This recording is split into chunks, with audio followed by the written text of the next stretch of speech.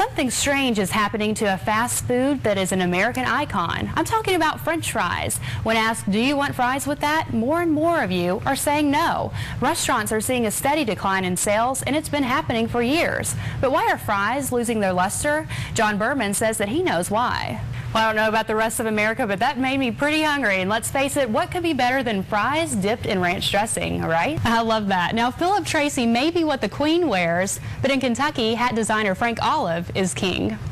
Now, we've seen some thunderstorms this week, and there may be more in store. Stephanie is going to give you a complete forecast and tell you all about it. That's up next on Midday Live. The tone for this year's State of the Commonwealth address will be a lot different than in the governor's previous three. Governor Beshear says there's a light at the end of the tunnel and that Kentucky's economy is improving. He'll also speak about job creation, and he does have a plan to rebuild the rainy day fund. Jean and Lauren, from the pomp and circumstance to the excitement leading up to the big dress reveal, local brides and bridal experts were watching and soaking up every detail. Now we'll just have to wait and see if Kate and William's honeymoon destination choice does any trend setting of its own. A little girl painted hope on the floor.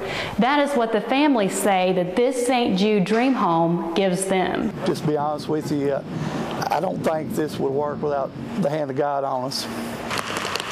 It was May 2nd, 2010. A torrential downpour had descended on south central Kentucky when the Allen County Fire Department received a call. They could see a truck in the creek and thought someone was in it.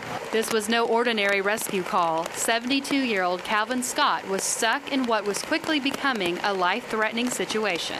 All I thought I was a goner. The water kept rising fast. It was going in his window. It was just going higher and higher. That rising water meant this truck with a special ladder on top would have to be used.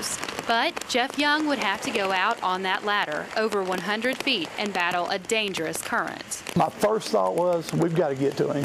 Something could go wrong. Oh, he'd holler, come get me. Well, I wasn't getting scared. The rescuers stayed calm, and after a few harrowing moments, the rescue was successful. Mr. Young, he shot that ladder right into the windshield of the truck, so he just pulled me right on out. And not a moment too soon. Once we got him from the vehicle, it was a matter of minutes till that cab was completely submerged. I consider myself very lucky. As for being heroes, the firemen claim they're just doing what they love to do. I really like serving the people, just proud to be able to help. We're here because we want to be here. We're volunteers. There's a lot of heroes here that work every day, every day. We honor the volunteers of the South Allen County Fire Department as this week's Hometown Heroes. For WBKO, I'm Kara Kirtley. Thank goodness we have to balance our budget. When you look to Washington, D.C. and see the mess that we're in from a federal level. Since he took office in 2007, a lot of Governor Steve Beshear's time and energy has been spent on what he's called a budget crisis. I stand before you in these financially demanding times. The tone for this year's State of the Commonwealth address will be a lot different than in the governor's previous three. Governor Beshear says there's a light at the end of the tunnel and that Kentucky's economy is improving. He'll also speak about job creation, and he does have a plan to rebuild the rainy day fund. We need to make sure we've got that fund for emergencies, for things that we don't anticipate. That's just good fiscal management. The governor says the Commonwealth is in better shape this year and is in a good place as we emerge from the recession. About 240 companies over the last 18 months have announced that they will invest over $2.2 billion in Kentucky. It'll create about 17,000 new jobs. Governor Beshear also has some words of wisdom for those seeking jobs. I just encourage them to keep looking.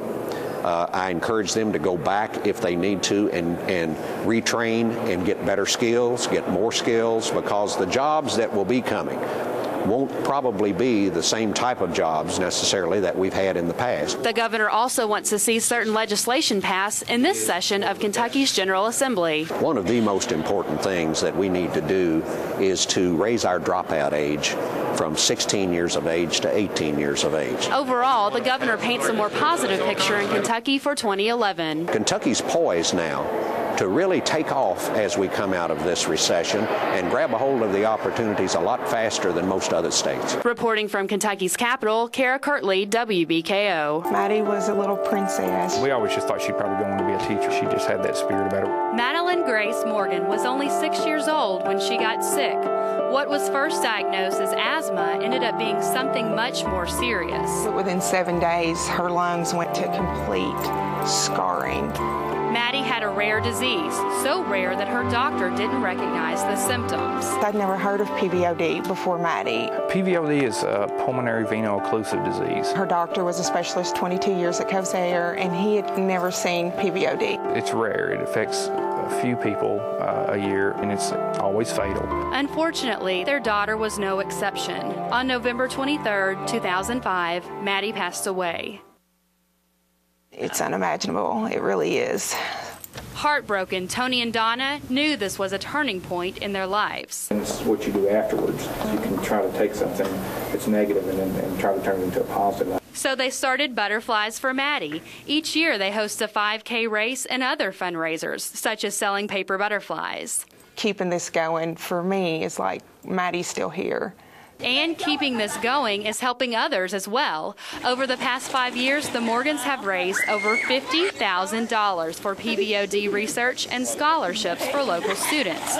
But Tony says they couldn't do it alone. There's no way that one person could do all this, so we're really fortunate that we've got a community behind us, and the friends and staff that we have are just great. Really, they're the heroes. So that's what I would say. We honor Tony and Donna Morgan as this week's Hometown Heroes. For WBKO, I'm Kara Kirtley. Hello, everyone. I'm Kara Kirtley. Thanks for joining us. The debate continues in Washington tonight over our nation's debt. On Tuesday night, the government will lose its power to borrow money unless Democrats and Republicans can reach a compromise. ABC's Taman Bradley reports in tonight's top story at 10. A vote is set for tomorrow at 1 p.m. Eastern Time on Senate Majority Leader Harry Reid's debt plan. The lack of progress in Washington has many Kentuckians upset. A protest was held yesterday outside Senator Mitch McConnell's office in downtown Louisville. The protesters say Republicans are holding the economy hostage. However, Senator Rand Paul says that's simply not true. He says he and other Republicans are not the ones holding up a compromise. Senator Paul says he is willing to compromise and vote for a plan that increases the debt ceiling as long as it also provides a long-term fix to our debt problem through a balanced budget amendment to the Constitution. And on our web channel, we're asking, do you think the Senate should have passed Speaker John Boehner's debt ceiling plan? Log on with your opinion, then watch WBKO at 10 tomorrow night for the results. American student Amanda Knox is back in appeals court today in Italy, where a battle of DNA evidence is taking place. Experts say they have serious doubts about the evidence used to convict Knox of killing her British roommate. But police are defending accusations that they bungled the investigation. Knox's mother says she thinks that there are too many delays. It's hard. She wants it to finish. Knox is currently serving 26 years in prison for the murder of Meredith Kircher. A group of Glasgow teens are doing their part to fight world hunger. WBKO's Demetrius Sherrod was there to see just what these teens gave up to help out others in need. Thanks, Demetrius. This evening, the club at Old Stone hosted Havana Night, a presentation showcasing the history and culture of Cuba from the 1940s onward. The guest speaker, William Gonzalez, is a native of Cuba and has spent years collecting images of his birthplace, Havana, from the 40s and 50s. An era that is still up here. Mr. Gonzalez says he was very glad to have the opportunity to share his passion with others in the area.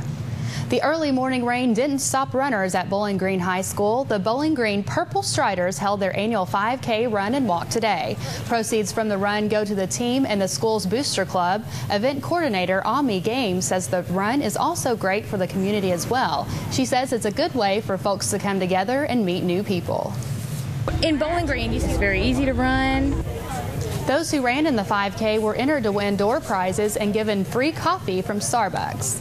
Strong storms this afternoon did force the Kids Jam Back to School benefit to cancel. The event is to support the Renshaw Early Childhood Center for Special Needs Children. Kids Jam coordinator Darla Day says she plans to reschedule for August 20th. Yeah, we were planning for some reason. Day also says she wants to thank everyone who came out for their support.